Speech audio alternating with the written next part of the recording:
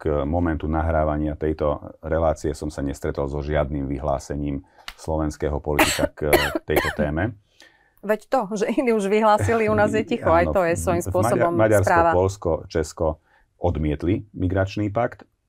Dokonca hovorili o tom, že nebudú prijímať migrantov, ale nebudú ani platiť Európskej únii ani 1 cent konkrétnych daňových poplatníkov tej krajiny, lebo toto isté hovoria aj Poliaci, aj Česi a aj Maďari. Zatiaľ na Slovensku my nevieme, ale predpokladám, že k tejto iniciatíve sa Slovensko pripojí. No, ak teda z tých 16% nechcú mať 12, tak by sa teda fakt mali pripojiť k tomu, k tejto iniciatíve, pretože toto je niečo neskutočné, neslýchané, aby sme my tu prijímali migrantov. Sa hovorilo, v minulosti to bolo ešte predtým, než chceli ísť do jadra Európskej únie, že spoločne zastavili migračný pakt s Orbánom, tak teraz je príležitosť to aj pretaviť do činov.